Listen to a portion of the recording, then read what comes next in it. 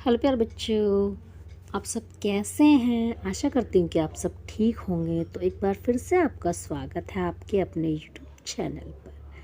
तो आज हम कहानी पढ़ रहे हैं बारिश के बाद। पहले हम इस कहानी के लेखक का नाम जानते हैं बच्चों। इस कहानी के लेखक का नाम है बबली पांडे। बच्चों, हमने मिशन बुनियाद की कहानी में बारिश तो पढ़ी थी, लेकिन आज हम कौन सी कहानी पढ़ रहे हैं? बारिश के बाद। तो चलिए देखते हैं इस कहानी में बारिश के बाद का क्या सीन दिखाया गया है। चलिए। बारिश अभी थमी ही थी। जीनत और रामू बगीचे में घूमने गए।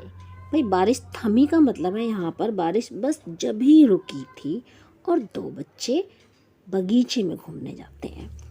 उनकी नज़र चिड़िया के एक बच्चे पर पड़ी। उसके पंख भीगे हुए थे।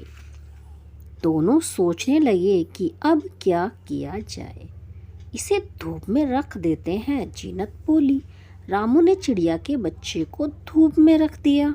उसने उसके आगे कुछ दाने भी डाल दिए। किस चीज़ के दाने डाले थे भाई? अनाज के दाने डाल दिए।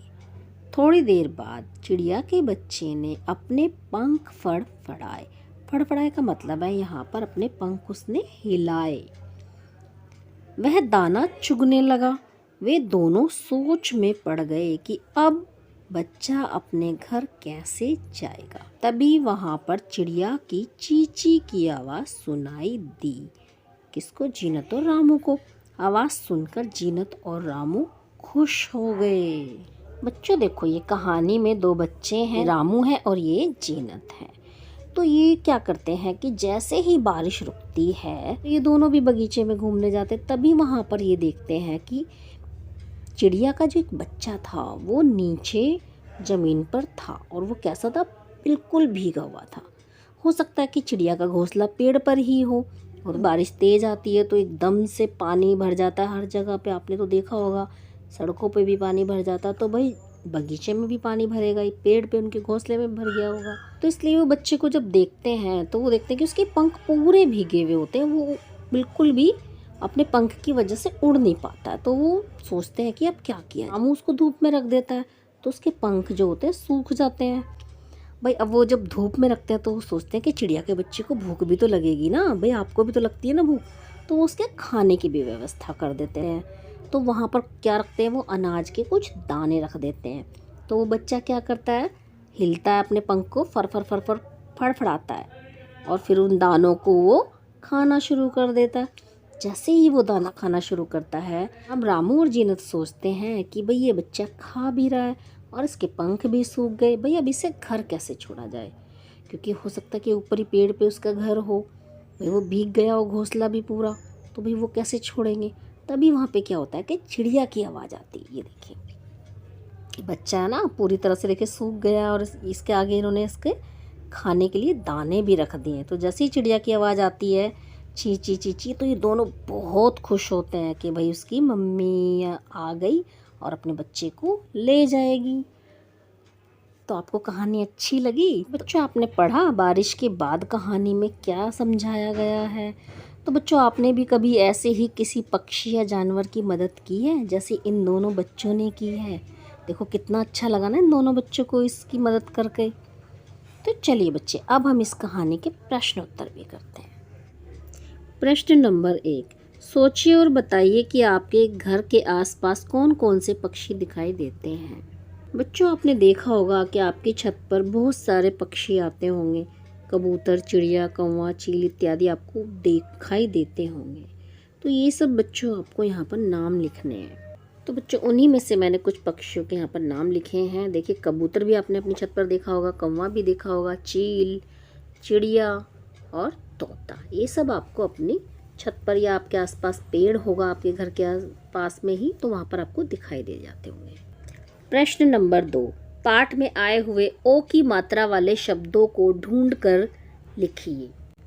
यहाँ पर आपको 4 शब्द भरने हैं ओ की मात्रा वाले। तो देखते हैं हम कहानी में 4 शब्द। ये देखिए, पहले दोनों, फिर सोचने, सोचने में भी ये देखिए आप ओ की मात्रा, उसी के नीचे बोली शब्द में भी ओ की मात्रा, थोड़ी थोड़ी शब्द में भी ओ की मात्रा, ये चारों आपको लिखने हैं। ये देखिए बच्चों, भरने के बाद आपको इस तरीके से दिखाई देगा। अब हम प्रश्न नंबर 3 की तरफ बढ़ते हैं। राजू ने कुछ वाक्य बनाए, लेकिन उसने वाक्यों में शब्दों को उलट पुलट कर दिया। क्या आप इन शब्दों को सही क्रम में लगा सकते हैं कहानी से? देखिए बच्चे, ये आपको कुछ शब्द दिए हैं, राजू ने क्या करा कि उल्टे सीधे कर दिए गए हैं। तो ये आपको कहानी से देख करके लिखना है कि पहले क्या आएगा फिर बाद में क्या शब्द आएगा। जैसे देखिए यहाँ पर है, लगे दोनों क्या अब सोचने की क्या किया जाए। ये शब्द कुछ अजीब सा लग रहा है ना, तो कहानी में क्या था देखते हैं हम एक बार। ये लाइन देखिए आप, दोनों सोचने लगे कि अब क्या किया जाए। आपको समझ में आ गया? आपके इस तरीके से सीधा करके कहानी से ही देख के लिखना है। तो भाई पहले हम दोनों शब्द पे नंबर 1 लिख देते हैं, उसके बाद सोचने पे 2, उसके बाद है आपका लगे 3, फिर है आपका कि अब क्या किया जाए। तो आपको इस तरीके से लिखना, दोनों सोचने लगे कि अब क्या किया जाए। आपको सीधा करके लिखना है। जैसे थोड़ी देर में बच्चों ने अपने पंख फड़फड़ाए। थोड़ी देर में बच्चे ने अपने पंख फड़फड़ाए थे ना, चिड़िया के बच्चे ने। नंबर 3 पर है, वह दाना चुगने लगा। पंख फड़फड़ाया और उसके बाद वह दाना चुगने लगा था ना। नंबर 4 पर, दोनों अब बहुत खुश थे। बच्चे दोनों बहुत खुश थे ना। जो आपको इस तरीके से ही करना है, जो शब्द पहले आएगा उस पर आप नंबर 1 डाल दीजिए, जो शब्द बाद में आएगा उस पर 2, फिर 3, 4, इस तरीके से जैसे जैसे शब्द आएंगे आपको क्रम के अनुसार लिखना है। अब हम प्रश्न नंबर 4 की तरफ बढ़ते हैं। आप कहानी में आए इन 5 वाक्यों को सही क्रम में लिखें। देखिए बच्चे, ये कुछ वाक्य दिए हुए हैं आपको। पहले कौन सा वाक्य था? तभी वहाँ चींची की आवाज़ सुनाई दी। कहानी में तो नहीं था, ये तो बाद में आया था। पहला नंबर कौन सा, दूसरा नंबर कौन सा, तीसरा नंबर कौन सा? यहाँ पे लिखा ना कि सही क्रम में लिखना है वाक्यों को। ये देखिए मैंने इस तरीके से लिखा है कि पहले क्या था कि कहानी में आता, बारिश अभी थमी ही थी।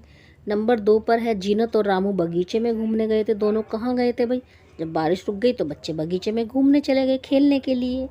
उसके बाद नंबर 3 पर, इसे धूप में रख देते हैं। किसने कहा था ये बात? जीनत ने कही थी। नंबर 4 पर क्या था? थोड़ी देर में बच्चे ने अपने पंख फड़फड़ाए थे। जब धूप में रखा था तो उसने अपने पंख हिलाए थे और तभी वहाँ चींची की आवाज़ सुनाई दी। चींची की आवाज़ किसकी सुनाई दी थी भाई? चिड़िया के बच्चे की माँ की आवाज़ सुनाई दी थी। प्रश्न नंबर 5, चिड़िया के बारे में 5 वाक्य लिखिए। भाई चिड़िया जो पक्षी है उसको आपको बताना है कि वो कैसे रंग का होता है, क्या खाता है, कहाँ रहता है। ये सब आपको 5 वाक्य लिखने हैं चिड़िया के ऊपर। तो देखिए बच्चे, चिड़िया का रंग कैसा होता है? सफ़ेद, काला और भूरा होता है। चिड़िया छोटी और सुंदर पक्षी है। चिड़िया पेड़ पर घोंसले में रहती है। कहाँ रहती है चिड़िया बच्चों? पेड़ पर घोंसले के अंदर रहती है। चिड़िया ची ची करती है। चिड़िया की आवाज़ कैसी होती है? ची ची ची। चिड़िया क्या खाती है? चिड़िया दाना खाती है। आपने देखा था ना कहानी में कि रामू ने क्या रखा था उसके आगे? गेहूं का दाना रखा था। चिड़िया बहुत छोटा पक्षी होता है बच्चों। उसकी चोंच होती है, वो बहुत छोटी होती है खाने की भी, तो इसलिए वो छोटा दाना, गेहूं के दाने, चावल है या फिर दाल, ऐसी छोटी छोटी चीज़ें ही खा पाती है। तो बच्चों मैंने ये कुछ वाक्य लिखे हैं। आपको कुछ भी वाक्य अगर याद आता है तो आप वो भी लिख सकते हैं। बच्चों आपने भी कभी अपनी छत पर चिड़िया के लिए दाना रखा होगा, क्योंकि हम लोग भी रखते हैं ना, अपनी छत पर पानी भी रखते हैं और चिड़िया के लिए थोड़े चावल के और गेहूं के दाने भी रखते हैं। अगर हम रोटी देते हैं तो वो भी छोटे छोटे टुकड़ों में करके देते हैं, क्योंकि उसकी चोंच बहुत छोटी होती है। बच्चों जो चैनल पर नए हैं वो चैनल को सब्सक्राइब, लाइक और शेयर जरूर कीजिए। और बच्चों आपको अगर मेरी वीडियो अच्छी लगी है और ये इसकी वर्कशीट भी आपको समझ में आ गई है तो प्लीज़ आप जाने से पहले मेरी वीडियो को लाइक ज़रूर कीजिए। थैंक यू बच्चों।